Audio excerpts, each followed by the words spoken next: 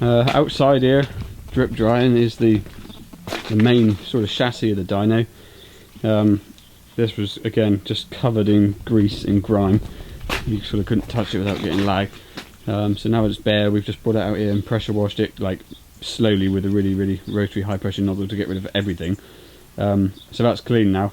I was going to paint it, but if I'm honest with you, the actual paint on it isn't really that bad. There is places where it's missing, but it is it's such a heavy, thick steel frame. There seems to be little point sort of going to too much town. I might give it a quick coat, but otherwise this is ready to drop into the bottom. Right, quick paint job.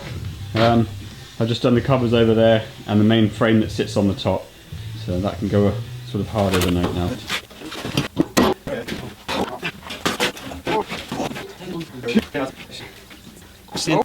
Right, that's the frame in the hole now. Nice fit in there. Next thing will be when we've got some more people in to drop the rollers in. They're a bit heavy for me and Chris to handle by ourselves, so we'll have to have a few more of us here to get them in, and then we've got to get things aligned. And a quick bit of paint on the airlift. Okay, I've just mounted the airlift on the sort of chassis now. Just mounted literally the sort of framework of it, and sort of bolted up the pivot points and the rose joints at the back there. We'll put the airbags in sort of later on in the project. Just wanted to get that heavy bit in there before we put the rollers in. So it's pretty much ready now to lift the rollers in.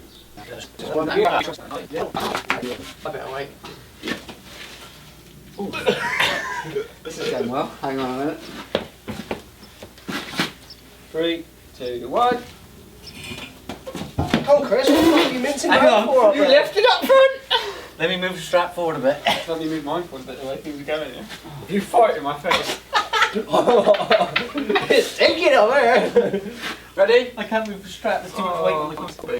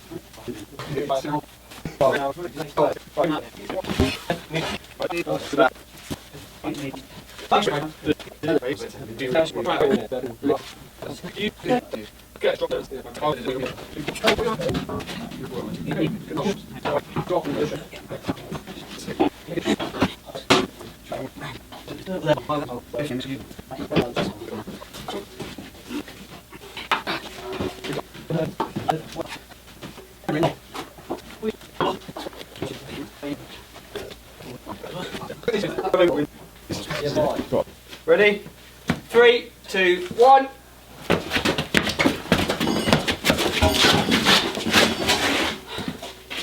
Okay, now.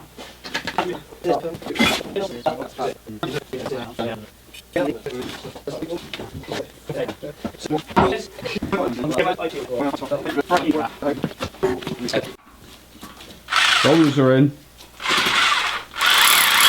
I got Chris doing out some holes to mount the chassis to the floor.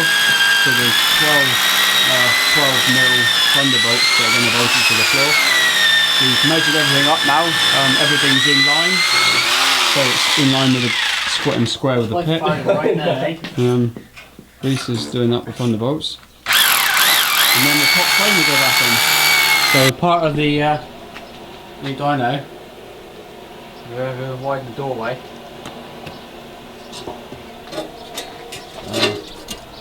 This New piece of H iron to go up as well.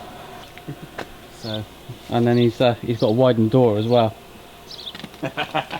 with old second-hand timber. See what is not second-hand timber, it's new timber.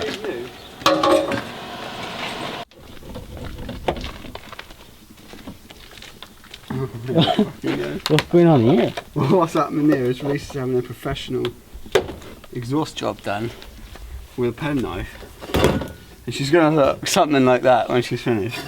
Well, to be fair, he did one out the side, so and we managed to talk him round to this. So this is 10 times better. Not out here now. It's warm now, isn't it? Oh, the filler job. This is Reese's handiwork. This is. I am. Why am I worried about what this looks like? This. And then what we've got around the front here somewhere is cement. Cement all over here. Up here, there's a bit of cement there. Don't forget to mention she's only done 64,000 genuine. Cement all over this wing, and she's only done 64,000 genuine miles. Poor her. Okay, so the more observant of you might notice that the doorway is a bit wider than it used to be. It is a complete lash up, to tell you the truth, but for all intents and purposes it's widened the doorway. Basically, well, forever basically, since we've had the pit, the door that comes in the front of the building is sort of out of line with, well, where the pit is and the opening into the bottom half, which makes it kind of awkward because you've got to back in at an angle, which is fine for using the pit and using front wheel drive on the dyno, etc. But it meant that you couldn't use the dyno for a rear wheel drive, because obviously the car would need to overhang the front of the dyno and it couldn't be square with the rollers, which is something we've been looking to do for ages. So we finally done that today. Didn't take very long. So we basically just moved the post across a bit. Again, you know, this shed isn't always going to be our workshop. It's basically, it is what it is. We're making the most of it. We're kind of outgrowing it really.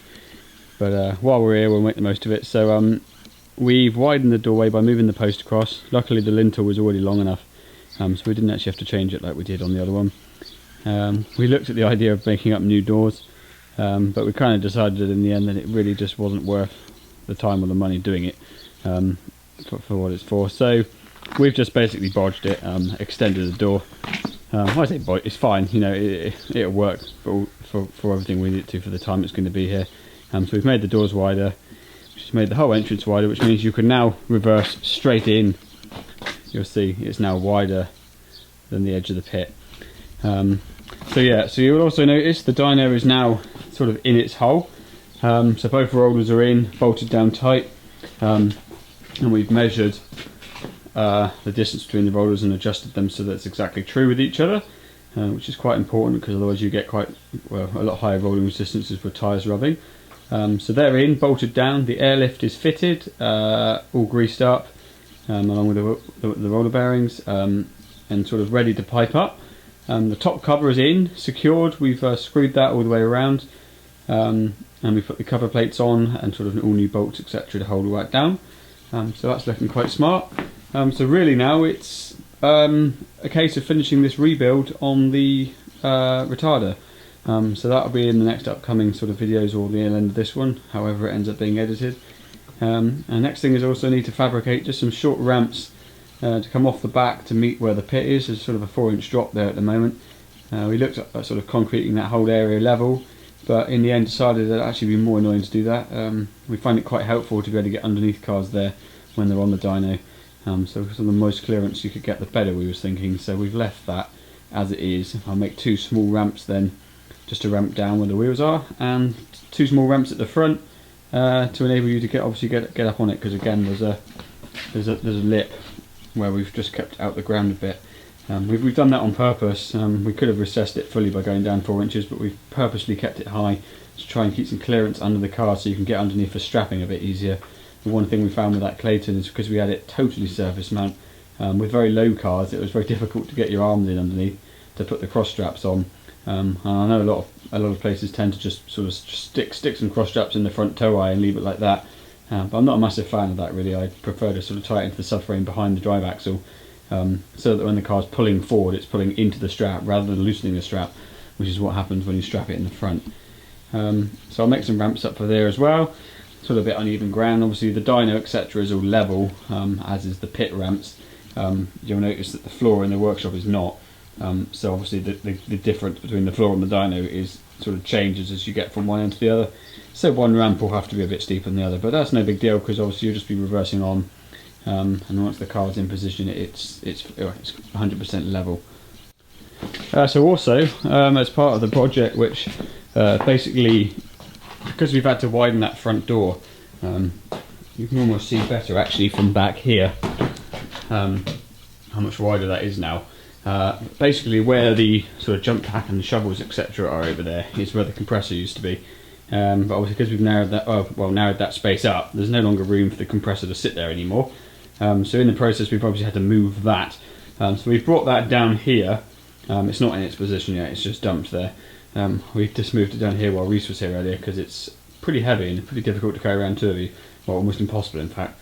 So we carried it down here. It's going to be going roughly where it is, but in tight against that wall. We've ran a sort of a power feed down already. You can just sort of see it there lurking on the other side of the wall, which will be handy as well because it's a bit closer to here, so if I'm down in the pit using the plasma cutter or the welder, I can actually plug it in there now rather than having to stretch the leads to either the point that we've got positioned over there or the one that we've recently put over there, which you can't see because everything is so messy at the moment. So we've got 3 32 amp sockets now sort of around the workshop, which is quite handy because everything big we've got on 32 amp sockets, so it's nice and easy to plug in. So that there is going to be mounted up a bit better, leveled up, and then we'll need to rerun the air hose, which is currently coiled up there, mount the regulator somewhere, and then go from there.